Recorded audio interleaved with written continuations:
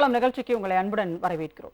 மகாத்மா காந்தி தேசிய ஊரக வேலைவாய்ப்பு உறுதி திட்டம் என்ற பெயரை வளர்ந்த பாரத ஊரக வேலைவாய்ப்பு மற்றும் வாழ்வாதார உறுதியளிப்பு சட்ட மசோதாவாக உறுதியளிப்பு என்ற பெயரை மாற்றுவதற்காக சட்ட மசோதா ஒன்றினை ஒன்றிய பாஜக அரசு நாடாளுமன்றத்தில் தாக்கல் செய்து நிறைவேற்றியிருக்கிறது. எதற்காக இந்த பெயர் மாற்றம்? அதிலும் மகாத்மா காந்தியினுடைய பெயரை, இந்தியாவினுடைய தேச தந்தை என்று சொல்லப்படுகின்ற மகாத்மா காந்தியின் பெயரை நீக்குவதில் அவர்களுக்கு அப்படி என்ன ஒரு திட்டமிட்ட காரணம் இருக்கிறது என்ற பல கேள்விகள் நம் முன்னே இருக்கின்றன.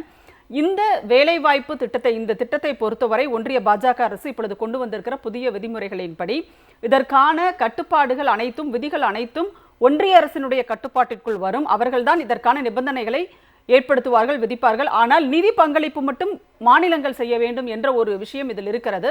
இது மாநில உரிமைக்கு முற்றிலும் எதிரானது. மாநில உரிமைகளுக்கு நேர் மாறான ஒரு விஷயத்தை இதில் அவர் புகுத்தி இருக்கிறார்கள். இது தொடர்பாக அதிமுகவினுடைய நிலைப்பாடு என்ன என்ற கேள்வியை தமிழ்நாடு முதலமைச்சர் அவர்கள் எழுப்பியிருக்கிறார். காரணம், இந்த திட்டத்தை திமுக உள்ளிட்ட இந்தியா கூட்டணியினுடைய கட்சிகள் மிக கடுமையாக நாடாளுமன்றத்தில் எதிர்த்திருக்கிறார்கள். அதை கண்டித்து ஒரு பெரிய பேரணியையும் டெல்லி மாநகரில் அவர்கள் நடத்தி இருக்கிறார்கள். இதை தொடர்ந்து திமுக தலைவரும் முதலமைச்சருமான மு.க. ஸ்டாலின் அறிக்கை கூட வெளியிட்டிருக்கிறார், கண்டித்து அறிக்கை வெளியிட்டிருக்கிறார். அப்படி இருக்கும் பொழுது முக்கியமான எதிர்க்கட்சியான தமிழ்நாட்டினுடைய எதிர்க்கட்சியான அதிமுகவினுடைய நிலைப்பாடு இதில் என்ன என்பது மக்களுக்கு தெரிய வேண்டிய ஒரு கட்டாயம் இருக்கிறது என்பதால் முதலமைச்சர் அவர்கள் அந்த கேள்வியை கேட்டிருக்கிறார்கள். இதில் எதற்கெடுத்தாலும் பாஜக கொண்டு வருகின்ற அத்தனை திட்டங்களுக்கும் பணிந்து கும்பிடு போட்டு அதை ஏற்றுக்கொள்ளுகின்ற உங்களுக்கு எதற்காக கட்சியின் பெயரில் அண்ணா என்ற பெயர் இருக்க வேண்டும் என்ற கேள்வியை முதலமைச்சர் அவர்கள் எழுப்பியிருக்கிறார். இதில் நிறைய செய்திகள் இருக்கின்றன பேசுவதற்கு. நம்மோடு கருத்துக்களை பகிர்ந்து கொள்வதற்காக திமுகவின் சார்பில் திரு இள புகழேந்தி அவர்கள் நம்மோடு இணைந்திருக்கிறார். கருத்துக்களை கேட்கலாம். வணக்கம் சார். வணக்கம். வணக்கம். இப்போ அந்த மகாத்மா காந்தி 100 நாள் வேலைவாய்ப்பு திட்டம் அப்படின்றது பொதுவாக மக்களுக்கு 100 நாள் வேலைவாய்ப்பு திட்டம் சொன்னாலே நல்லா தெரியும்னு நினைக்கிறேன். அப்போ அந்த திட்டத்தினுடைய பெயரை அவர்கள் மாற்றி இருக்கிறார்கள் ஒன்றிய பாஜக அரசு. அது கடுமையான எதிர்ப்புகளை ஏற்படுத்தி இருக்கிறது. ஏன்னா மகாத்மா காந்தியினுடைய பெயரை நீக்கியது அப்படிங்கிறது இதில் இருக்கிற முதல் பிரச்சனையாக பார்க்கப்படுகிறது. ஆனால் தமிழ்நாட்டில் இருக்கின்ற எதிர்க்கட்சியினுடைய தலைவர் எடப்பாடி பழனிசாமி அவர்கள் இது குறித்து இதுவரை எதுவுமே கருத்துக்களை தெரிவிக்கவில்லை. முதலமைச்சர் கடுமையான கேள்விகளை எழுப்பி இருக்கிறார். உங்களுடைய பார்வை? நீங்கள் சொன்ன மாதிரி பெயரை மாற்றியிருக்கிறார்கள்னு நான் நினைக்கல. உத்தமர் காந்தியடிகளின் பெயரில் இருந்த அந்த திட்டத்தை ரத்து செய்துவிட்டு இவர்களாக ஒரு திட்டத்தை அறிவிச்சிருக்காங்க புதுசாக. பெயரை மாற்றியிருக்கிறது என்பது கூட நான் ஒத்துக்க முடியாது. அவருடைய பெயர் இருப்பதையே ஏற்றுக்கொள்ளாதவர்கள், காந்தினாலே அவங்களுக்கு ஒத்துக்காது. அதனால் அதை ரத்து பண்ணிவிட்டு புதுசாக ஒன்று, அதை கூட நீங்கள் அழகாக தமிழ் படித்து இப்போ சொன்னீங்க. ஆனால் அந்த பேரை சொன்னால் யாருக்கும் புரியவும் புரியாது, அது எப்படி சொல்லவும் வரமாட்டேங்குது. அதான் முதலமைச்சர் சொல்லியிருக்காரு, சொன்னா வாய் சுலுக்கிக்கும் அந்த பேர். அதுதான் அதான் எங்கள் தலைவர் அண்ணன் சொல்கிறது, முதல்வர் சொல்கிறது அந்த சமஸ்கிருதத்தினுடைய அது சமஸ்கிருத திணிப்பு, இந்தி திணிப்பு ஒரு புறம் இருக்கும்பொழுது இப்படி பெயர் மாற்றன்ற பெயரில் சமஸ்கிருதத்தை வைக்கிறது அவர்களுக்கு வழக்கமாக போயிடுச்சு. அதுக்கு காந்தியை இப்போ சுத்தமாக தூக்கணும். அதனால் பார்த்தாங்க, அந்த இதில் சில வேலைகள் செய்கிறாங்க. செய்துட்டு நீங்கள் முதல்ல ஒன்று கவனிக்கணும். ஏன்னா தலைவர் சொல்கிறதுல நீலாம் என்னையா பண்ணிக்கிட்டு இருக்கீங்க அப்படின்னு ஏன் கேட்குறாங்கன்னா, காந்தி பெயரை எடுத்தது என்பது ஒரு புறம், இப்போது அந்த நிதி நெருக்கடி என்பது என்ன தெரியுங்களா? ஏற்கனவே 75% யூனியன் கவர்மெண்ட், 25% ஸ்டேட் கவர்மெண்ட். ஏற்கனவே காந்தி பேரில் இருந்த திட்டம். இப்போ இவனுங்க சமஸ்கிருத திட்டம் கொண்டு வந்திருக்கானுங்கள்ல, இந்த திட்டத்தில் எவ்வளோ தெரியுங்களா? 60-40% ஸ்டேட் கவர்மெண்ட் வருது. தட் மீன்ஸ் என்ன அர்த்தம்? நிதி நிறைய நெருக்கடி மாதிரி நிறைய ஸ்டேட் கவர்மெண்ட்டுக்கு ஒரு சுமையை சுமக்கிறான். இன்னொன்று நீங்கள் கவனிக்கணும், அதை நம்ம மறந்துடக்கூடாது. ஏன்னா எல்லாருக்கும் தெரியறதுக்காக தெரிஞ்சது தான், இருந்தாலும் நினைவுபடுத்துகிறேன். ஏற்கனவே அவர் பேரில், காந்தி பேரில், உத்தமர் காந்தி பேரில் இருந்த அந்த திட்டத்துக்கு என்ன பண்ணாங்க தெரியுங்களா? போதுமான நிதியை தமிழ்நாட்டிற்கு கொடுக்கல. வேலை நடக்கும், பணமும் கொடுக்கறதுக்கு கொடுக்க வேண்டிய பணத்தை கொடுக்க மாட்டாங்க, கொடுக்காமல் இருப்பான். அந்த சுமையையும் நம்ம ஸ்டேட் கவர்மெண்ட்டு, நம்ம முதல்வர் தாங்கிக்கிட்டு ஏழை எளிய சாதாரண விவசாய குடும்பத்து பெண்கள் செய்யக்கூடிய அந்த வேலை, அதனால் நம்முடைய அரசின் மூலமாகவும் அவங்களுக்கு நிதி கொடுத்தோம். அது நம்ம நல்ல எண்ணத்தோடு செய்தது. இன்றைக்கி அது மொத்தமாகவே இத்தனை % கொடுக்கணும்னு போட்டுட்டு நிற்கிறார்கள். ஒன்று, காந்தி என்பதை பற்றி நீங்கள் பேசும்போது ஒன்று நல்லா நினச்சிக்கணும். காந்தின்றத வெளியில் வந்து பெருமையாக காந்தி பேரை சொல்லுவார், மாலைலாம் போடுவார். கோட்சே அவருடைய பிரியர் மாதிரி நம்ம மோடி நல்ல மாலையெல்லாம் போடுவார், எல்லாம் பண்ணுவார். ஆனால் உண்மையாக நடப்பது என்ன? காந்தியை சுட்டு கொன்ற அந்த நாளில் காந்தி உருவத்தை செய்து வைத்து அந்த காந்தி உருவத்தை துப்பாக்கியால் சொல்கிற மாதிரி சுட்டு கைத்தட்டி ஆரவாரம் செய்கிற ஒரு நிலையை நம்ம பார்த்துருக்குறோம். அது ஆர்எஸ்எஸ் பிஜேபிக்காரர் தான், ஒரு எம்பி கூட செய்வாங்க. அதை நம்ம மிஸ்டர் மோடி அண்ட் அமித்ஷா இருக்காங்கல்ல, அவங்க கோட்சே சிலைக்கு மாலை போட்டு சுற்றி வர்றது படமும் வந்திருக்கு. அதுக்கு மேலே இன்னொன்று, இது எல்லாரும் தெரிஞ்சுக்கணும். சும்மா வந்து தமிழ்நாட்டு மக்களுக்கு தெரியாது, தமிழ்நாட்டு மக்களை ஏமாத்திடலான்னு கற்பனை கூட பண்ணக்கூடாது. இன்றைக்கும் காந்தியை சுட்ட கோட்சேவினுடைய அந்த சாம்பலை ஒரு பானையில் போட்டு ஒரு கலைத்தில் போட்டு இன்றைக்கும் நாக்பூரில் ஆர்எஸ்எஸ் ஆஃபீஸில் வச்சுருக்காங்க. இவ்வளவும் செஞ்சுட்டு அப்புறம் காந்தியை வந்து நான் அப்படி நினைக்கிறோம் இப்படி நினைக்கிறோம் காந்தி சிலையை வச்சுட்டு ஆக்ட் பண்ணுறது, நடிக்கிறது. இன்றைக்கி வெளிப்படையாக வராங்க. அவங்க தன்னை மறைத்து கொண்டு போனாலும் வெளிப்படையாக வர்றது வந்து இன்றைக்கி தெரிஞ்சு போச்சு. அதுதான். கண்டிப்பாக நம்ம பேசலாம். அரசியல் விமர்சகர் திரு ஹரிஸ் முகமது இப்ராஹிம் அவர்களும் நம்மோடு இணைந்திருக்கிறார். அவருடைய கருத்துக்களையும் பதிவு செய்யலாம். இப்ராஹிம் சார் வணக்கம். வணக்கம் சார். இந்த 100 நாள் வேலைவாய்ப்பு திட்டம் இது வந்து நின்று போகக்கூடிய அபாயம் ஏற்பட்டிருக்கிறதுன்னு சொல்லிட்டு தமிழ்நாடு முதலமைச்சர் அவர்கள் குறிப்பிட்டிருக்கிறார். அப்போ தமிழ்நாட்டில் பெருமளவில் அது வந்து ஏழை எளிய மக்கள் பாதிக்கப்படக்கூடிய ஒரு சூழல் உருவாக போகிறது அப்படின்றத அவர் எச்சரிக்கையா சொல்லியிருக்கார். அப்படிப்பட்ட சூழலில் தமிழ்நாட்டினுடைய முக்கிய எதிர்க்கட்சியான அதிமுகவினுடைய நிலைப்பாடு இதில் என்ன அப்படின்ற ஒரு கேள்வியை அவர் கேட்டிருக்கிறார். உங்களுடைய பார்வை? என்றைக்குமே ஜனநாயக பூர்வமான இந்த நாட்டுல வந்து மக்கள் மேல் திணிக்கப்படக்கூடிய எந்த அடக்குமுறையும் எதிர்த்து நிற்கிறது தான் ஒரு அரசியல் கட்சியினுடைய தலைவரினுடைய ஒரு மிகப்பெரிய ஒரு மாண்பா இருக்கும். அதை தொடர்ச்சியாக இன்றைக்கு பாரதிய ஜனதா கட்சியினுடைய கூட்டணியில் இருக்கக்கூடிய அதிமுகவினுடைய பொதுச் செயலாளர் திரு எடப்பாடி பழனிசாமி அவர்கள் வாய் திறக்காம எல்லா விஷயத்தையும் மௌனமா கடந்து போறத தமிழக மக்கள் பார்த்து கொண்டுதான் இருக்கிறாங்கிற அந்த முதல் பார்வையில, இரண்டாவதாக இந்த மன்ரேகா திட்டத்துல வந்து வெறும் இது தமிழ்நாட்டுக்காக மட்டும் உருவாக்கப்பட்ட திட்டம் இல்ல, ஒட்டுமொத்தமான இந்தியாவினுடைய மறு சுழற்சிக்கு எக்கனாமிக்கல் பேக் போனுக்கு ஒரு மிகப்பெரிய ஒரு காரணி வந்து இந்த சுழற்சியாக விடப்படக்கூடிய மன்ரேகா மூலியமாக விளிம்பு நிலை மக்கள் தினசரி கூலியாக பெறக்கூடிய அந்த 100 நாள் வேலை வாய்ப்பு திட்டத்தில் பெறக்கூடிய அந்த ஆதாயம் திருப்பி மறுசுழற்சிக்கு பொருளாதாரத்துக்கு மிகப்பெரிய ஒரு உந்துகோலாக இருக்கக்கூடிய ஒரு திட்டம். அதை அன்றைக்கு மன்மோகன் சிங் அவர்களுடைய ஆட்சி காலத்தில் மான்டாக் சிங் அலுவேலியா அப்போ பிளானிங் கமிஷன் சீஃபாக இருக்கும் போது கிட்டத்தட்ட ஒட்டுமொத்த இந்தியாவினுடைய மிகப்பெரிய ஒரு பூமுக்காக, எக்கனாமிக்கல் பூமுக்காக உருவாக்கப்பட்ட இந்த திட்டத்துல அரசியல் காழ்ப்புணர்ச்சிக்காக இன்றைக்கு அதை பேரை மாத்துறது மட்டும் இல்லை. ஏன்னா என்றைக்குமே இவர்கள் மகாத்மா காந்திக்கு நேர் எதிரானவர்கள், கான்ஸ்டிடியூஷனுக்கு நேர் எதிரானவர்கள். அதுக்கடுத்து அம்பேத்கர் பேரை மாத்தி அம்பேத்கர் பத்தின எந்த ஒரு தடயமும் இருக்கக்கூடாதுன்னு அதுக்கு அடுத்து வருவாங்க. சோ இவர்களுடைய நோக்கம் வந்து ஒட்டுமொத்தமாக ஒரு நாடு ஒரு எலெக்ஷன் எப்படி இருக்குதோ அதே மாதிரி ஒரே ஒரு ஐடென்டிட்டி மட்டும்தான் இருக்கணும், அது சாவைக்காவரனுடைய ஐடென்டிட்டியாக இருக்கணும்ங்கிறது தான் பாரதிய ஜனதா கட்சி நாக்பூர் ஆர்எஸ்எஸ் திட்டமாக என்றைக்குமே இருந்திருக்கிறது. அதற்கு என்றைக்குமே மறுதளித்து அதற்கு ஒரு உருவத்தை கொடுத்து கொண்டிருக்கக்கூடிய தென் தமிழகம், தெற்காசிய, அது பெயர் என்ன சொல்றது, தென் நாடுகள்ல மிக முக்கியமான இது வந்து தமிழ்நாடு. ஆனால் அந்த தமிழ்நாட்டில் இருக்கக்கூடிய அண்ணாவின் பெயர் தாங்கி ஒரு கடமை கண்ணியம் கட்டுப்பாடுங்கிற ஒரு 3 தாரக மந்திர சொல்லை வைத்திருக்கக்கூடிய, அண்ணாவின் பெயரை வைத்திருக்கக்கூடிய இந்த கட்சி வந்து அதற்கு வாய்மூடி மௌனமா இருப்பது உள்ளபடியே எந்த ஒரு தார்மீக அடிப்படையிலையும் தமிழ்நாட்டுக்கும் தமிழனுக்கும் அது என்றைக்குமே அழகு அல்ல. ஏன்னா அவர்கள் எடுத்திருக்க இந்த முடிவு வெறும் மன்ரேகாவில் இருக்கக்கூடிய மகாத்மா காந்தியை பெயரை மட்டும் எடுப்பதற்கான தீர்வு அல்ல. இது வந்து அடுத்தடுத்த கட்டத்திற்கு செல்லக்கூடியதற்கு இது ஒரு ஸ்டார்டிங் பாயிண்ட், அவ்வளவுதான். இப்ராஹிம் சார், அது முதல் கட்ட கருத்தை நான் பதிவு பண்ணிக்கிறேன். தொடர்ந்து நம்ம பேசலாம், இணைப்பில் இருங்க. நம்முடைய விடுதலை சிறுத்தைகள் கட்சியின் சார்பில் வழக்கறிஞர் திரு ரஜினிகாந்த் அவர்கள் நம்மோடு இணைந்திருக்கிறார். அவருடைய கருத்துக்களையும் முதல் பதிவு செய்யலாம். வணக்கம் ரஜினிகாந்த் சார். எடப்பாடி பழனிசாமி அவர்கள் தமிழ்நாட்டினுடைய எதிர்க்கட்சி தலைவர். ஆனால் தமிழ்நாட்டினுடைய ஏழை எளிய மக்களை பாதிக்கக்கூடிய ஒரு விஷயத்தை இன்றைக்கு ஒன்றிய பாஜக அரசு இந்த 100 நாள் வேலைவாய்ப்பு திட்டத்தில் செஞ்சிருக்காங்க. ஆனால் அது குறித்து அவர் இதுவரைக்கும் எந்த கருத்தையுமே பதிவு பண்ணல. அப்போ அதிமுகவினுடைய நிலைப்பாடு, தமிழ்நாட்டினுடைய எதிர்க்கட்சியினுடைய நிலைப்பாடு என்ன அப்படின்ற ஒரு கேள்வியை தமிழ்நாடு முதலமைச்சர் அவர்கள் கேட்டிருக்கிறார். எடப்பாடி பழனிசாமி அவர்கள் மொத்தமாக அதிமுகவையும் தன்னையும் பாஜகவிடம் சரண்டர் கொடுத்து விட்டார் என்பதுதான் இருக்கிற உண்மை. அதைத்தான் முதலமைச்சர் சொல்லியிருக்கார். இன்னொன்றும் சேர்த்தே கேட்டிருக்காரு, ஒருவேளை உங்கள் தலைவி ஜெயலலிதா அவர்களாக இருந்தால் இதற்கு மௌனமாக இருந்திருப்பாரா என்கிற கேள்வியும் கேட்டிருக்கார். அப்போது ஒரு தமிழ்நாட்டின் மீது அக்கறை கொண்ட ஒரு எதிர்க்கட்சியை அவர் எதிர்பார்க்கிறார். தமிழ்நாட்டு மக்கள் மீது அக்கறை கொண்டு ஒரு எதிர்க்கட்சி தலைவரை அவர் எதிர்பார்க்கிறார்.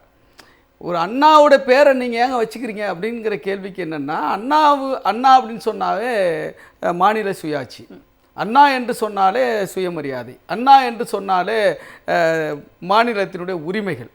இப்போ இந்த மாநிலத்தினுடைய உரிமைகளை பற்றி கவலைப்படாமல், மாநிலத்தினுடைய மக்கள் நலனை பற்றி கவலைப்படாமல், நீங்கள் வந்து அதிமுக முன்னேற்ற கழகம்னு பேர் வச்சுருக்கீங்களே, அந்த அண்ணாவுக்கே நீங்கள் வந்து அவமரியாதை ஏற்படுத்துறீங்க, இழிவு ஏற்படுத்துறீங்க. எதற்கு வந்து சுயமரியாதை மிக்க ஒரு அண்ணாவின் பெயரை வச்சுக்கிட்டு இவ்வளோ ஒரு சுயமரியாதை அற்று அடிமையாக கிடக்கிறீங்க என்கிற கேள்வியை தான் அக்கறையோடு முதலமைச்சர் அவர்கள் முன்வைத்திருக்கிறார் என்பதைத்தான் நம்ம புரிஞ்சுக்கணும். இன்னொரு விஷயம் என்னென்னா, எது குறித்தும் எடப்பாடி பழனிசாமிக்கு கவலை இல்லை. தன்னுடைய தலைமை காப்பாற்றப்பட வேண்டும், பாஜகவுடைய தயவால் எப்படியாவது வாக்கு திருட்டையாவது செய்து தன்னை வந்து அதிகாரத்திற்கு கொண்டு வந்து விடுவார்கள் என்று அவர் நம்பிக்கை இருக்கு, நம்பிக்கை இல்லாத தன்மையும் இருக்கு. காரணம் என்னன்னா, ஏன் நம்பிக்கை இல்லைன்னு சொன்னா, நம்பிக்கை இருந்திருந்தால் வருகிற 2026 எடப்பாடி பழனிசாமி தலைமையில் அதிமுக ஆட்சி அமைக்குன்னு சொல்ல வேண்டிய அவசியம் இல்லை.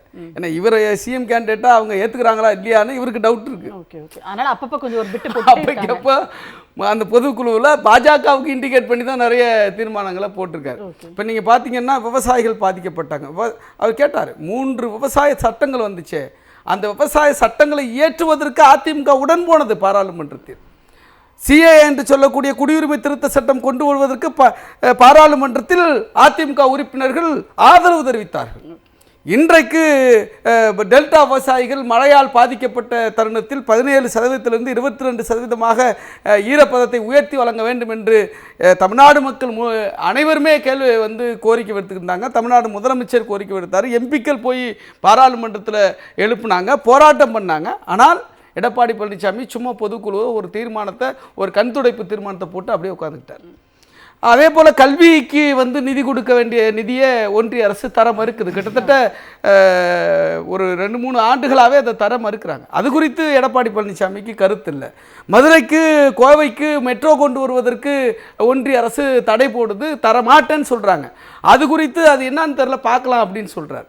அப்போ முழுக்க தமிழ்நாட்டினுடைய நலனை, தமிழக மக்களுடைய நலனை அவர் முழுக்க காவு கொடுத்து சரண்டர் செய்து இன்றைக்கு வந்து பாஜக எஜமானர்களுக்கு விசுவாசத்தை காட்டுகிற ஒரு நபராக இன்றைக்கு மாறி இருக்கிறார் என்பதுதான் வேதனைக்குரிய ஒரு விஷயம். அப்போ இன்னைக்கு எடப்பாடி பழனிசாமி அல்ல, ஒரு நல்ல எதிர்க்கட்சி வேண்டும், அதிமுக காப்பாற்றப்பட வேண்டும் என்கிற கவலை கூட முதலமைச்சர்கிட்ட இருப்பதை நாம் பார்க்க முடியுது, அந்த வார்த்தையில பார்க்க முடியுது. என்ன இப்படி போய் கிடக்குறீங்க, இது என்ன சரிதானா, நியாயம் தானா என்று கேட்கிறார். ஆகவே இன்றைக்கு மகாத்மா காந்தியின் பேரில் இருக்கிற அவங்க என்ன பண்ணுவாங்கன்னா மேடம், மகாத்மா காந்தியை கும்பிட்டுட்டு தான் சுட்டாங்க. அதே போல் அவங்க என்னன்னா போற்றுவது போல் போற்றி கொண்டு அரசமைப்பு சட்டத்தை தொட்டு கும்பிட்டாரு மோடி. ஒருவேளை அறுதி பெரும்பான்மையோடு அவர் வெற்றி பெற்றிருந்தால் நிதிஷ்குமாருடைய ஆதரவு தேவையில்லை, சந்திரபாபு நாயுடைய ஆதரவு தேவையில்லை என்று அறுதி பெரும்பான்மையாக 2014 19 வெற்றி பெற்றது போல பாஜக வெற்றி பெற்றிருந்தால் அரசமைப்பு சட்டம் தூக்கி எறியப்பட்டிருக்கும். ஆனால் தொட்டு கும்பிடுகிறார்கள். அவர்கள் போற்றி கொண்டே வீழ்த்துவதுதான் பாஜகவினுடைய நிலைப்பாடு, ஆர்எஸ்எஸ்னுடைய சதி, அவங்களுடைய அஜெண்டாவே அதுதான். அதைத்தான் இப்போதும் செய்திருக்கிறார்கள். அனைத்து பேடனையும் இன்னைக்கு மாநில அரசுகள்கிட்ட அவருக்கு வந்து தள்ளி விட்டுருக்காங்க. இல்லை புகழேந்தி சார், இப்போ என்னன்னா அண்ணா என்ற பெயரை உங்கள் கட்சிக்கு ஏன் வச்சிருக்கீங்கன்னு சொல்லிட்டு தமிழ்நாடு முதலமைச்சர் அவர்கள் கேள்வி கேட்கிறார். இப்போ அண்ணா என்பது ஒரு பொதுவான தலைவர், அவர் பெயரை வைத்துக் கொள்வது அப்படிங்கிறது யார் வேணாலும் கட்சி தொடங்கும்போது வச்சுக்கிறாங்க. இப்போ தங்களுடைய கொள்கை வழிகாட்டியாக அண்ணாவை நாங்கள் கொண்டிருக்கிறோம் சொல்லிட்டு இப்போ கட்சி தொடங்கின ஒருத்தர் சொல்றாரு. இப்போ இன்னும் நிறைய பேர் வந்து அதை அண்ணாவை வந்து வழிகாட்டிகளாக அவங்க ஏற்றுக்கிட்டு அவருடைய படத்தை எல்லாம் போட்டுக்கிறாங்க. அப்படின்றப்போ ஏன் வந்து அதிமுக போடக்கூடாது? அப்போ அண்ணா என்பது திமுகவுக்கு மட்டும் சொந்தமா அப்படின்ற ஒரு கேள்வி இருக்குல்ல. நீங்க மட்டும்தான் அண்ணாவை பேரை பயன்படுத்தணும், மற்றவங்க பயன்படுத்தக்கூடாது. அப்படி இல்லை. அறிஞர் அண்ணா அவர்கள் திராவிட இயக்கம் தந்தை பெரியாரினுடைய போர்ப்படையினுடைய தலகர்த்தராக ஐயா கூடயே இருந்து திராவிட இயக்கத்தினுடைய அரசியல் வடிவம்தான் சமுதாய அரசியல் சீர்திருத்த இயக்கம் தான் திமுக. இது வெறும் அரசியல் கட்சியில் இப்போ நீங்கள் சொன்ன மாதிரி லெட்டர் பேட் இன்றைக்கி அடிப்போம், நாளைக்கு நாங்கள் முதலமைச்சர் ஆகிடுவோம். அவங்களுக்கு ஒன்றுமே வேணாம், 2வது படிக்கிறதுக்குள்ளே அவங்க எம்ஏ டிகிரி முடிச்சுட்டு வந்துடுவாங்க. அப்படி அல்ல, படிப்படியாக மக்களுக்காக வாழ்ந்தவர், கொள்கை வாழ்க்கை எல்லாமே அர்ப்பணித்தவர். அவர் மூலமாக வந்த அந்த உணர்வுகள் அவருடைய வடிவமாக முத்தமிழறிஞர் கலைஞர், இப்போ திமுக கருப்பு சிவப்பு, இன்றைக்கி எங்களுடைய தலைவர் அண்ணன் தளபதி, இப்படி படிப்படியாக வருகின்ற பொழுது அண்ணா என்பது சாதாரணமான ஒரு நிலையாக நம்ம பார்க்க முடியாது. அவர் ஒரு மாபெரும் சூரிய சக்தி போல, அந்த சக்தியின் மூலமாக பெற்றிருக்கிற இவ்வளவு பெரிய விவரங்களில் முக்கியமாக பெரியாருன்னு சொன்னேன் இல்லையா, ஐயா கூட வருகின்ற போது சுயமரியாதை, தன்மானம், திராவிட இயக்க உணர்வு, சமூக நீதி, சமதர்மம், அனைவருக்கும் அனைத்தும் எல்லோருக்கும் எல்லாம். இன்றைக்கி திராவிட மாடல்னு வச்சுருக்காருல, அதை கூட இப்போ என்கிட்ட கூட சில பேர் கேள்வி கேட்கும்போது சொல்லுவேன், திராவிட மாடல் என்னங்க, மாடல்னு இங்கிலீஷு, ஏன் மாடல்னு வச்சாங்க அப்படின்னு கேள்வி கேட்கும்போது கூட நாம் அண்ணாவை மனசில் நினச்சிக்கிட்டு பேசுகிறோம், முத்தமிழறிஞரை நினச்சிக்கிட்டு பேசுகிறோம். என்ன தெரியுங்களா, திராவிடம் என்பது தமிழ், மாடல் என்பது ஆங்கிலம். தமிழும் ஆங்கிலமும் இருமொழி கொள்கை உள்ளது தான் திராவிட மாடல் அரசு. அதை பேர்லேயே சொல்லிடுறீங்க. அந்த பேர்லேயே எங்களுடைய தலைவர் அண்ணன் தளபதி சாதாரணமாக நினைச்சிடாதீங்க, பேர்லேயே சொல்கிறார், திராவிட மாடல் அரசுனா இருமொழி கொள்கை, தமிழும் ஆங்கிலமும், அதான் திராவிடம். இப்படிப்பட்ட உணர்வுகளை உருவாக்கி கொடுத்த பேரறிஞர் அண்ணா அவர்களை எல்லாரும் பயன்படுத்தக்கூட முடியாது. பயன்படுத்தணுன்னா அதுக்கு ஒரு தகுதி இருக்கணுன்ற மாதிரி, ஒரு திறமை இருக்கணுன்ற மாதிரி, ஒரு சாதாரணமான ஒரு நிலையில் இருப்பவர்கள் கூட உயர்ந்த நிலைக்கு வருவதற்காக பாடுபட்ட அந்த தலைவனை ஒரு தகுதி இருக்கணும்னு சொல்கிறீங்க, ரைட்டு. ஆனால் அதிமுக என்ற கட்சியை நிறுவிய நிறுவனர் மறைந்த எம்ஜிஆர் அவர்கள் அண்ணாவிடமிருந்து அரசியல் கற்று வந்தவர், அவர் தான் அந்த பேரை பயன்படுத்திக்கார் அப்படின்றப்போ அந்த இடத்துல நம்ம அந்த தகுதியோடு தானே அவர் அவருக்கு அந்த தகுதி இல்லை அப்படின்னு சொல்ல முடியும். இல்லை, அவருக்கு தகுதி இல்லை. மக்கள் திலகம் எம்ஜிஆர் அவர்கள் முத்தமிழறிஞர் கலைஞரோடு இருந்தவர், திராவிட முன்னேற்ற கழகத்தில் கருப்பு சிவப்பு கொடியை தூக்கி பிடித்து கொண்டிருந்தவர். அவர் அண்ணாவின் தம்பியாகவே பணியாற்றியது, முத்தமிழறிஞரோடு பணியாற்றியது உலகத்துக்கு தெரியும். அவர் அண்ணா பெயரை வைத்து கொண்டு இருக்கும்போது இருமொழி கொள்கை, திமுக என்ன சொல்லுதோ அதை நானும் சொல்கிறேன்னு வெளிப்படையாக சொல்லிகிட்டு இருந்தவர். அதற்கு பிறகு அதனுடைய பரிணாம வளர்ச்சி வருகின்ற பொழுது வேறு விதமாக மாறி மாறி போகின்ற பொழுது இன்றைக்கி இந்த எடப்பாடி போன்றவர்கள், எடப்பாடின்னு ஒருத்தர் இருக்கார், அந்த எடப்பாடி போன்றவர்களுக்கு பதவி, ஒருத்தவங்க இறந்துட்டாங்க, அவங்க தலைவி இறந்த உடனே காலில் கையில் விழுந்து போய் வழிக்கு கிழிக்கு விழுந்து ஒரு மோசமான ஒரு மலிவான நிலையில் அந்த பதவியில் உட்கார்ந்தேன். அந்த பதவியில் உட்கார்ந்ததே ஒரு தன்மான சுயமரியாதை இல்லாத நிலை. இதெல்லாம் இப்படி வச்சுக்கிட்டு உட்காந்துருக்கேன்னு பார்த்தா தன்னுடைய சுயநலத்திற்காக பதவியை காப்பாற்றுவதற்காக அடிப்படை கொள்கைகளில், அதை தான் நம்முடைய முதல்வர் எங்கள் தலைவர் கேட்குறாரு, உனக்கு ஒன்றுமே இல்லையா, சுயமரியாதையே இல்லையே, இந்தி மொழியை அவன் திணிக்கிறான், நீங்கள் அதை நாங்கள் எதிர்த்து எல்லோரும் அண்ணாவின் தம்பிகள் பேசுகிறோம், ஒரு வார்த்தை கூட நீங்கள் பேசுறதில்லை, என்ன அர்த்தம், அப்புறம் எதுக்கு அண்ணா பேரை வச்சுருக்க, அதுதான் நம்ம கேட்குறோம். சமூக நீதிக்காக நம்ம குரல் கொடுக்கும்பொழுது நீ என்ன பண்ண, ஒன்றுமே பேசலை. இப்போ இவர் சார் சொன்ன மாதிரி தான் மறுபடியும் சொல்கிறோம், இப்போ விவசாயிகளுக்கு 3 சட்டங்களை, 3 வேளாண்மைக்குரிய சட்டங்களை அங்கே கையை தூக்கிக்கிட்டீங்க, நீ ஓட்டு போடாமல் இருந்திருந்தீங்கன்னா அது வந்திருக்காது. அது வந்ததுக்கு காரணமே இந்த எடப்பாடியினுடைய கட்சி தான். அந்த கட்சி வந்திருக்கும்போது இப்படி தமிழர்களுக்கு விரோதமாக நடந்துட்டு, தமிழ் மொழிக்கு விரோதமாக நடந்துட்டு, எந்த வகையிலும் குரல் கொடுக்காம, இப்போ இந்த மெட்ரோ ரயிலை பாருங்கள், மெட்ரோ ரயிலுக்கு என்ன சொன்னாங்க, எதுக்கு உட்காந்து வேடிக்கை பார்க்குற, நம்ம முதல்வர் கேட்டார், என்ன அழகாக கேட்டார். அப்போது சென்ட்ரல் கவர்மெண்ட்டில், யூனியன் கவர்மெண்ட்டில் என்ன சொல்கிறான், ஏன் நிர்மலா இவங்கெல்லாம் கூட சொல்கிறது என்னன்னு கேட்டோம், 20 லட்சம் பேர் இருக்கிற நகருக்கு தான் மெட்ரோ கொடுப்போன்னு சொல்லிவிட்டு அவங்களுடைய பாட்னா, அவங்களுடைய நகரங்கள், வட மாநிலத்தில் இருக்கிற நகரங்கள் 17 லட்சம், 10 லட்சம், 8 லட்சம் இருக்கிற ஊருக்கெல்லாம் மெட்ரோ கொடுத்துட்டு தமிழ்நாட்டுக்கு மட்டும் 20 லட்சம், ஏன் இந்த பாரபட்சம் கேட்டார் தலைவர். அப்படி ஒரு கேள்வியை கேட்கறதுக்கு நீ வரலன்னா நீ எதுக்கு அண்ணா பேரை வச்சிருக்கிற, இதெல்லாம் நம்ம கேள்வி கேட்குறோமா. அண்ணா பேரை வைத்திருந்தால் இந்த தகுதி இருக்கணும், இந்த உணர்வு இருக்கணும், உணர்வு இல்லாதவன் வைக்கக்கூடாதுன்னு நியாயமானது, அதை தான் நம்ம கேட்டிருக்கோம். கண்டிப்பாக சார். இப்ராஹிம் சார், இப்போ என்னன்னா அந்த 100 நாள் வேலை திட்டம் குறித்து எதிர்க்கட்சி தலைவர் எடப்பாடி பழனிசாமி இதுவரை எந்த கருத்துக்களுமே தெரிவிக்கல. ஆனா இதுக்கு எப்படி அவர் முட்டு கொடுக்க போகிறார் எடப்பாடின்னு சொல்லிட்டு தமிழ்நாடு முதலமைச்சர் அவர்கள் வந்து கேட்கிறார். இந்த விஷயத்தை பொறுத்தவரை அவர் இன்னும் பதில் எதுவுமே சொல்லலை அப்படின்றப்போ எப்படி நாம வந்து அதை புரிஞ்சுக்கிறது? எதிர்த்து பேசுறதற்கு திரு எடப்பாடி பழனிசாமி அவர்களுக்கு எந்தவித தேவையும் எழவில்லை அப்படிங்கிறத பாரதிய ஜனதா கட்சி தெள்ள தெளிவா உணர்ந்ததுனாலதான் அதனுடைய கூட்டணியில ஒரு அடிமை மாதிரி அந்த தலைவரை வச்சிருக்கிறார். ஏன்னா இன்றைக்கு எடப்பாடி பழனிசாமி அவர்களுக்கு தமிழகத்துல மட்டுமே எந்தவித கிராக்கியும் இருக்குதுன்னு நினைச்சுதான் பிஜேபி அவர்களை கூட்டணிக்குள்ள ஒரு அடக்குமுறையாக அவருடைய சம்பந்தி மேல இருக்கக்கூடிய இடி வழக்குகளை காரணம் காட்டி எடுத்து கொண்டு வந்திருக்குது. ஆனால் இன்றைக்கு அந்த வழக்கு மட்டுமே திரு எடப்பாடி பழனிசாமி ஸ்டிக் பண்ணி வச்சிருக்குதான்னு கேட்டீங்கன்னா இல்ல. ஒட்டு மொத்தமாக அந்த கட்சியில இருக்கக்கூடிய பல்வேறு தலைவர்கள் மேல, திரு ராஜேந்திர பாலாஜி ஆகட்டும், திரு சி வி சண்முகம் ஆகட்டும், திரு ஜெயக்குமார் எல்லார் மேலையும், திரு எஸ்பி வேலுமணி ஆகட்டும், தங்கமணி ஆகட்டும், எல்லார் மேலையும் ஒரு விதமான ஒரு வழக்குகளை பதியக்கூடிய சாத்தியக்கூறுகள் வச்சுதான் மிரட்டி அதிமுகவை பணயம் வைத்திருக்கிறார்கள்.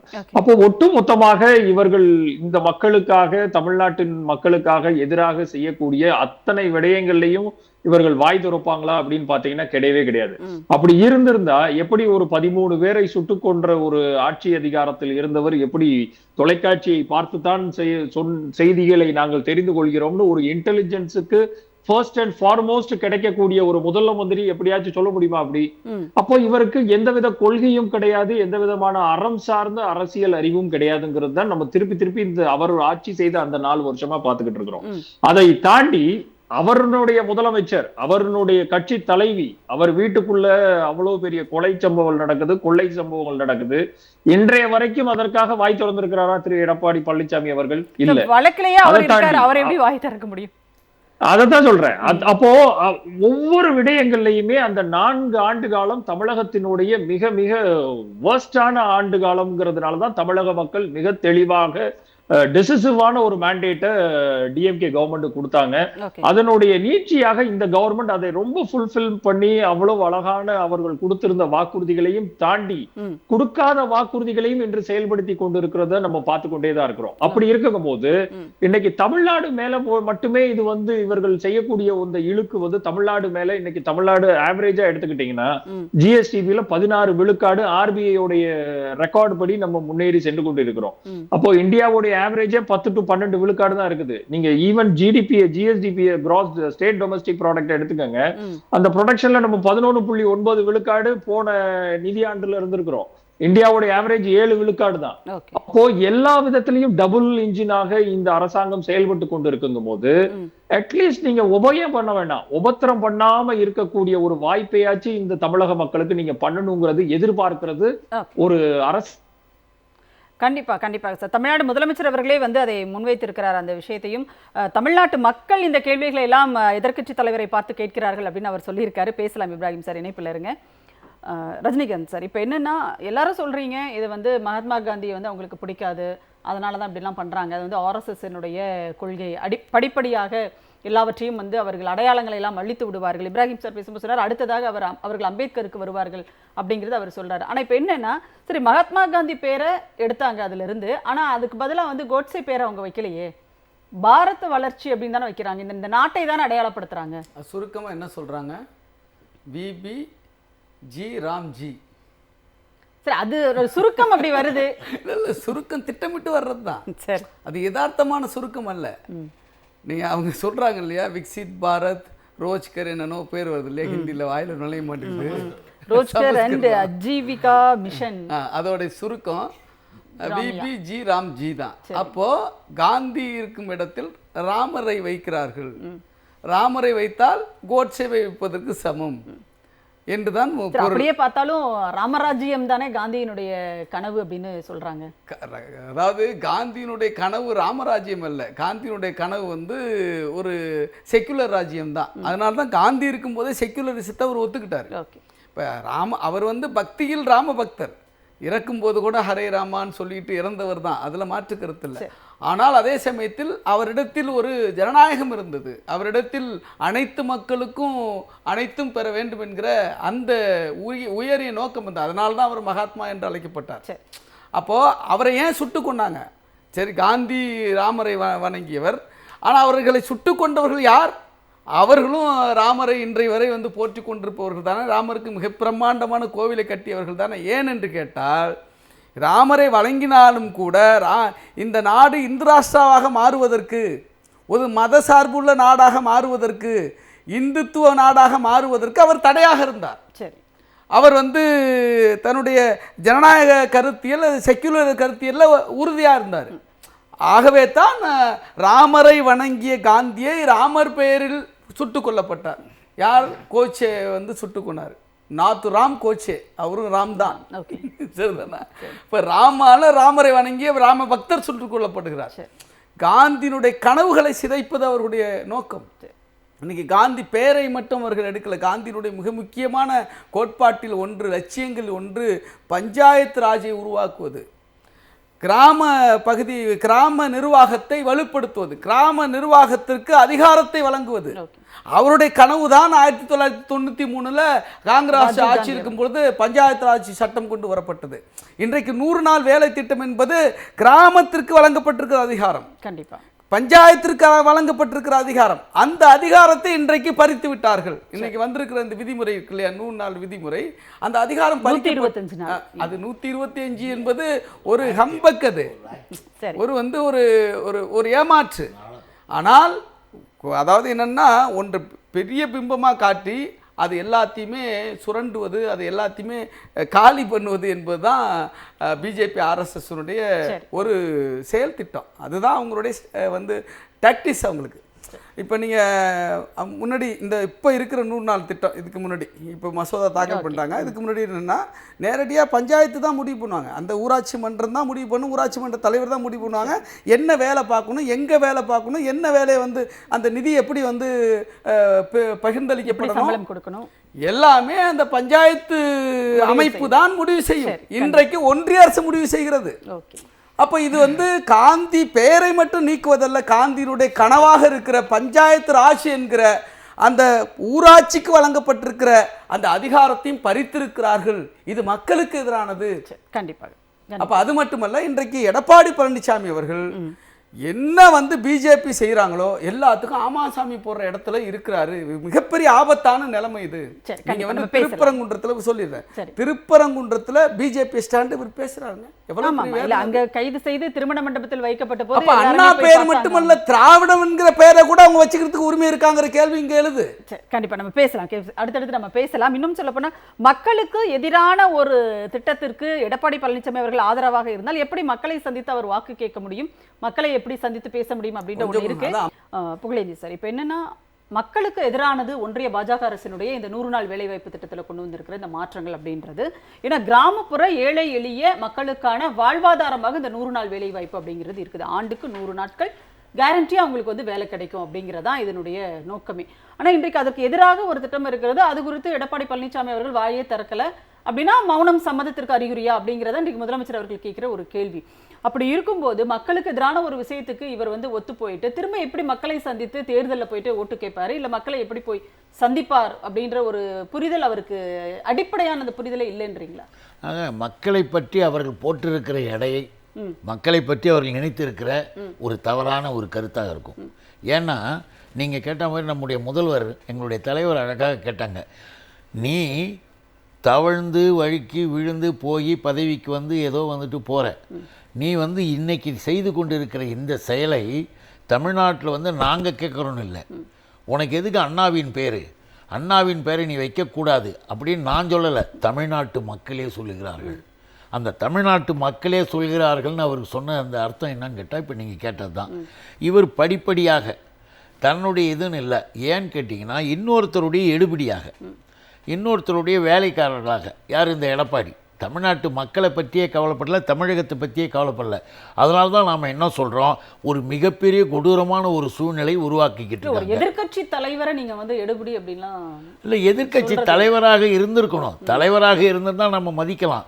ஏன் எடுபடின்னு அவரை சொல்கிறோம்னா, டெல்லியை நோக்கி ஒரு கேள்வி கூட நீ ஏன் கேட்கல, தமிழ்நாட்டு மக்கள் பாதிக்கப்படுகிறதற்கு நீ எதுக்காக பல்லக்கு தூக்கிட்டு இருக்க? இந்த நீட்டுக்கு கூட நீங்கள் அங்கே ஆதரவு கொடுத்துட்டு வந்துட்டு தான் நீட்டெல்லாம் வந்தது. இங்கே வந்து கதை பேசலாம், மேடையில் ஏறிக்கிட்டு ஏதோ பெரிய வீரம்லாம் பேச, இதெல்லாம் இந்த நடிப்பு நாடகங்கள் இதெல்லாம் வந்து தமிழ்நாட்டு மக்களை ஏமாற்றுவதற்கு இல்லை. அவங்க சொல்கிறானுங்க ராமராஜ்யத்தை வந்து காந்தி சொன்னார்னு. அவர் காந்தி சொன்னது கிராம ராஜ்யம். அதில் இருக்க கீயை எடுத்துகிட்டு ராம மட்டும் போட்டுக்கிட்டானுங்க. கிராம ராஜ்யம் தான் காந்தி சொன்னது. ஆக ஒட்டு மொத்தமாக மிகப்பெரிய ஒரு பிளான் இருக்குமா ஒரு சரி, அதை மட்டும் நான் சொல்கிறேன், வேற ஒன்றும் இல்லை. பாரதிய ஜனதா இவர்களை அடிமையாக வைத்து கொண்டு தமிழ்நாட்டில் உள்ள நுழையிறதுக்கு என்னன்னா, அதிமுகவை அடித்து தூக்கி ஒழிச்சு விட்டு அந்த இடத்துக்கு 2வது இடத்துக்கு தாங்க வந்துடணுமா. 2026 மீண்டும் முதல்வராக இன்றைய முதல்வர் எங்களுடைய தலைவர் என்ன தளபதி வராருன்றதுல பாரதிய ஜனதா உட்பட எல்லாரும் மிக தெளிவாக இருக்கிறாங்க. ஏன்னா அதனுடைய கணிப்பு அவங்க எடுத்து பார்த்து மக்களுடைய நிலைகள் தெளிவாக இருக்குது. அப்போ முதல்வராக வரக்கூடிய அவர் நிலை வரும்பொழுது சட்டமன்றத்து உள்ளார நாம் இது வரைக்கும் போய் கலாட்டா பண்ணல, ஒருத்தர் 2 பேர் போயிட்டு ஓடியாந்துடுறோம். இனிமேல் நாம் நிறைய பேர் போய் 2வது இடமாக அமரணும். காவிகளின் கூட்டம் உள்ளே போவதற்கு இந்த பாவிகள் சொந்தமாக இருக்கிறாங்க, துணையாக இருக்காங்க. அதனால தான் இடுபடின்னு சொன்னேனே தவிர நான் ஒன்றும் அவரை வந்து குறைச்சி சொல்கிறேன்ல, குறைஞ்சி இருக்குது அதை எடுத்து சொல்கிறோம், வேற ஒன்றும் கிடையாதுமா. கண்டிப்பாக சார். நன்றி பேசலாம். இப்ராஹிம் சார், இப்போ என்னன்னா தமிழ்நாடு முதலமைச்சர் அவர்கள் கூட சட்டமன்றத்திலேயே பேசும்போது ஒரு முறை சொன்னார், அதிமுக என்ற இந்த கட்சி இங்கே இருக்க வேண்டும் என்று நாங்கள் விரும்புகிறோம் அப்படின்னு அவர் பதிவு செய்தார். நிறைய பேர் பேசும்போது ஜனநாயகத்தை விரும்புகின்ற அனைத்து அமைப்புகளை சார்ந்தவர்களுமே இங்கே அதிமுக என்ற ஒரு கட்சியும் இங்கே இருக்கணும் அப்படிங்கிறது தான் திரும்ப திரும்ப சொல்லிட்டே இருக்காங்க. அப்போ அப்படி ஒரு உணர்வை அதிமுக பெறாதா என்ற ஒரு ஏக்கத்தினுடைய அல்லது அந்த ஒரு எதிர்பார்ப்பினுடைய வெளிப்பாடு தான் இந்த மாதிரியான கேள்விகளும் அவர்களை நோக்கி வைக்கப்படுகின்ற இந்த குற்றச்சாட்டுகளும் அப்படின்றது நம்ம எடுத்துக்கலாமா? கண்டிப்பா. ஏன்னா அதிமுகவினுடைய பிறப்பிடம் வந்து தாய் கழகம் வந்து திராவிட முன்னேற்ற கழகம் தான். அண்ணன் முன்னாடியே சொன்ன மாதிரி எம்ஜிஆர் அவர்கள் கிட்டத்தட்ட 1950 இருந்து அவர் கட்சி ஆரம்பிக்கிற 1977 வரைக்குமே முதல் தேர்தல் போட்டியிட்டு வெற்றி பெற வரைக்கும் கிட்டத்தட்ட அவருடைய பயண காலம். கேக்குதா? கேக்குது சார், கேக்குது. 72 கட்சி ஆரம்பிச்சது. ஆமா, 72 ஆரம்பித்து 77 அவர் ஆட்சிக்கு வர்றது வரைக்கும் அவருடைய தாய் கழகத்தினுடைய திமுகவினுடைய கொள்கையும் திராவிட கழகத்தினுடைய சித்தாந்தங்களையும் உள்வாங்கி கொண்டு அரசியல் பயணித்தவர். அதே மாதிரி அம்மையார் ஜெயலலிதா அவர்களும் 1980 வர்றது வரைக்கும் அவரும் கிட்டத்தட்ட ஒரு 10 வருட காலமாக அரசியல் பொது வாழ்க்கையில் இருந்துதான் முதலமைச்சர் ஆயிருக்கிறார். சோ ஒட்டுமொத்தமாக இந்த திராவிட சித்தாந்தத்தினுடைய கொள்கைகளை உள்வாங்கி வளர்ந்த கட்சி தான் அண்ணா திராவிட முன்னேற்ற கழகமும். அப்போ அப்படி இருக்குங்கிற அந்த கட்சியில அதிகப்படியாக இன்றைக்கு அந்த கொள்கை சித்தாந்தங்களை முன்னிறுத்தி அரசியல் செய்யப்படுகிறதா அப்படிங்கிற அந்த பார்வையில இருந்துதான் தளபதி ஸ்டாலின் அவர்களுடைய அந்த கூற்றை நம்ம பார்க்கணும். ஏன்னா இன்னைக்கு அதை மழுங்கடிக்கிறதுக்குரிய வேலைகளை பாரதிய ஜனதா கட்சி தெள்ள தெளிவாக செய்து கொண்டிருக்கிறது. ஏன்னா நான் முன்னமே சொன்ன கட்சி இன்றைக்கு 2வது கட்சியாக நிலை பெற்றிருக்கிறார்களோ, அதே மாதிரி எப்படி மகாராஷ்டிரால நிலை பெற்றிருக்கிறார்களோ, யூபியில எப்படி நிலை பெற்றிருக்கிறார்களோ, அப்போ என்றைக்குமே அவர்கள் வந்து இந்த குறுக்கு சால் ஓட்டி தான் அது நாக்பூருடைய சித்தாந்தம். Social engineering process of RSS is always like that. எப்படி ஒரு 2வது ரீஜனல் பார்ட்டிஸை அழித்து ஒழிக்கிறதுக்குரிய எல்லா காரணிகளையும் பண்ணுறது அவர்களுடைய திட்டம். இது வந்து இப்போ நேத்து உருவாக்கப்பட்ட திட்டம் அல்ல, அது கிட்டத்தட்ட அவர்கள் உருவான காலத்திலிருந்து செயல்முறைப்படுத்தப்பட வேண்டிய திட்டம். ஒவ்வொரு மாநிலத்துக்கும் ஒவ்வொரு கிளை ஒன்றிய கழகம் வரைக்கும் அதை எப்படி போகணும், என்னென்ன ரூட் வழியா போகணுங்கிறத டாசியரை கரெக்டா ஃபாலோ பண்ணிட்டு வர்றது. அப்போ அதற்கு பலிகடாவாக மாறினதுல இன்றைக்கு அதிமுகவினுடைய தலைமை இருக்குது. அது எவ்வளவு பெரிய ஒரு சித்தாந்த ரீதியாக தாண்டி தமிழக மக்களுக்கு ஒரு உள்ளார்த்தமாக தமிழக மக்களுக்கு எவ்வளவு பெரிய அழிவை ஏற்படுத்தும் அப்படிங்கிற அந்த ஒரு பதட்டம் தான் இன்றைக்கு தமிழக முதல்வர் அவர்களுக்கு இருக்கிறதா நம்ம பாக்குறோம்.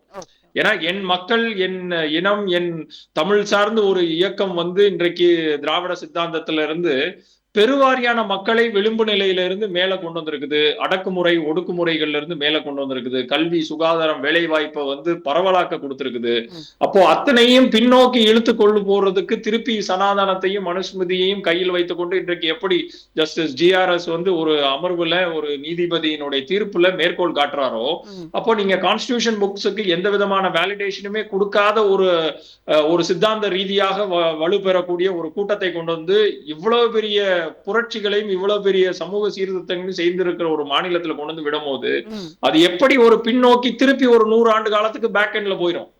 ஜஸ்டிஸ் பார்ட்டி ஆரம்பிச்ச நோக்கத்தை இன்றைக்கு நம்ம உருவாக்கி வைத்திருக்கிற அத்தனை இன்ஃப்ராஸ்ட்ரக்சரும் அதற்கு சாட்சி.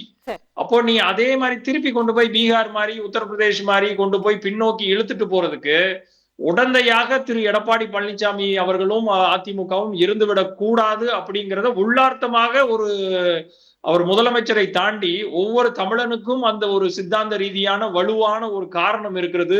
திமுகவை தவிர்த்து அதிமுக போன்ற திராவிட கட்சிகள், திராவிட சித்தாந்தத்துல இருக்கிறியா, வா நீ நேர போட்டியிடு, மோது, மக்கள் மற்றியில கொண்டு போங்க உங்க கொள்கையை, திராவிட சித்தாந்தத்திலிருந்து நீங்க என்ன கொண்டு வரீங்க, தமிழ் இனத்துக்கு என்னத்தை பெருமை சேர்க்க போறீங்கன்னு சொல்லு வா அப்படிங்கிறது தான் நம்மளை போன்றவர்களோட பார்வை. ஆனால் பாரதிய ஜனதா கட்சிக்கு அப்படி இருக்குதா?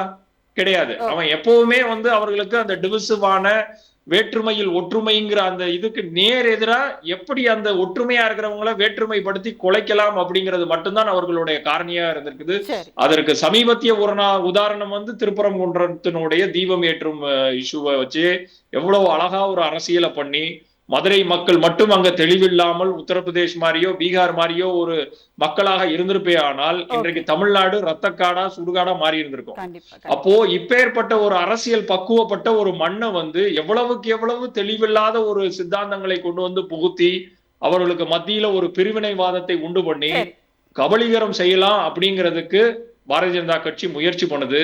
அதற்கு உடந்தையாக அண்ணா திராவிட முன்னேற்ற கழகம், அண்ணாவின் பெயர் தாங்கி திமுகவில் இருந்து பிரிந்து சென்று ஒரு கொள்கை சுடராக இருக்க வேண்டிய ஒரு கழகம் அதற்கு உடந்தையாக இருக்கிறது அப்படிங்கிற ஒரு உள்ளார்த்தமான பார்வையா தான் நான் பாக்குறேன் திரு ஸ்டாலின் அவர்களுடைய அந்த கூற்றை. கண்டிப்பாக சார். அதாவது இவ்வளவு பக்குவப்பட்ட அரசியல் பக்குவப்பட்ட மக்களுக்கு எதிர்க்கட்சி தலைவராக இருப்பதற்கு தகுதியற்றவராக எடப்பாடி பழனிசாமி இருக்கிறார் அப்படின்றத பல செய்திகளை சொல்லியிருக்கீங்க. ரஜினிகாந்த் சார், இப்போ இது பாஜக அதிமுகவை அழிப்பது அப்படிங்கிறது, அழித்து கொண்டிருக்கிறது அப்படிங்கிறது ஒரு பக்கம் இருந்தாலும், அதிமுகவினுடைய இன்றைய பொதுச் செயலாளராக இருக்கிற எடப்பாடி பழனிசாமி அவர்களினுடைய இந்த பாஜகவினுடைய நிலைப்பாடு, பாஜக ஆதரவு நிலைப்பாடு என்பது தமிழ்நாட்டு மக்களுக்கே எதிரானது அப்படின்னு சொல்லிட்டு இப்ராஹிம் அவர்கள் சொன்னாங்க இல்லையா?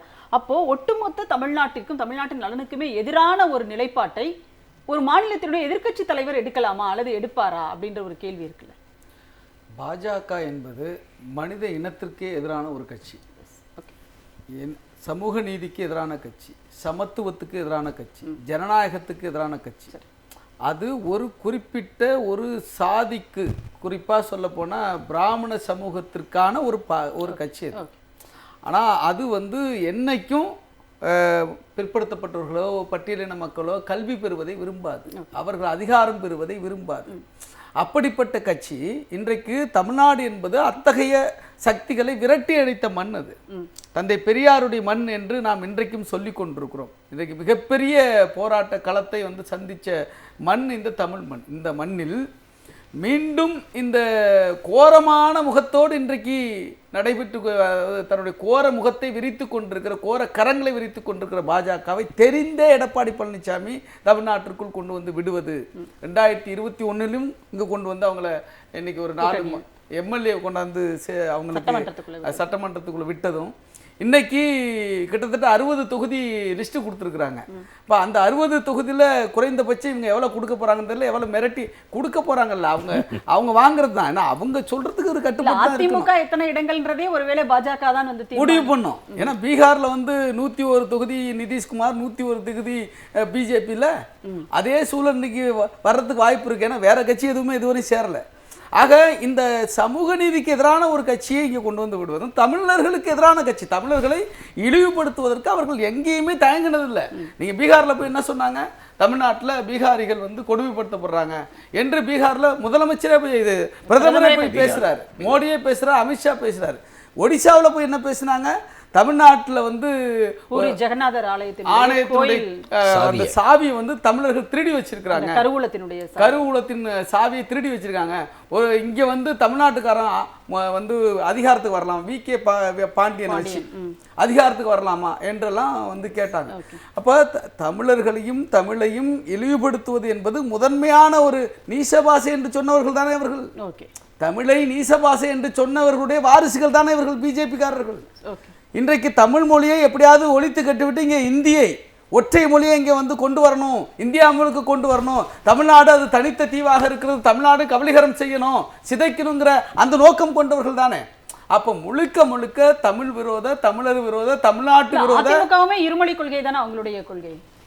இப்போ இவங்க சொல்லுங்களாம் பார்க்கலாம். இருமொழி கொள்கை வந்து அதிமுகவுடைய எம்ஜிஆர் இருக்கும்போது கொள்கையாக இருந்திருக்கலாம், ஜெயலலிதா இருக்கும்போது கொள்கையாக இருந்தது. எடப்பாடி பழனிசாமி அதை தைரியமாக சொல்லட்டுமே, நாங்கள் இந்தி எதிர்க்கிறோம், சமஸ்கிருத மயமாதலை எதிர்க்கிறோம், நீங்கள் எப்படிங்க 2000 கோடி சமஸ்கிருதத்துக்கு ஒதுக்குறீங்க, தமிழுக்கு வந்து 159 கோடி ஒதுக்குறீங்க. ஜெயலலிதா அவர்களே பெயர் சூட்டும் போது வெறுமனே வந்து சமஸ்கிருதம் வர்ற மாதிரி தான் பெயர்கள் சூட்டுவாங்கன்றதை நம்ம பார்த்துருக்கோம்ல. இல்லை, அது அவங்க தனிப்பட்ட முறையில் சூட்டுவது என்பது அப்படின்னு தான் ஸ்ரீரங்கத்தில் திறந்தாங்க.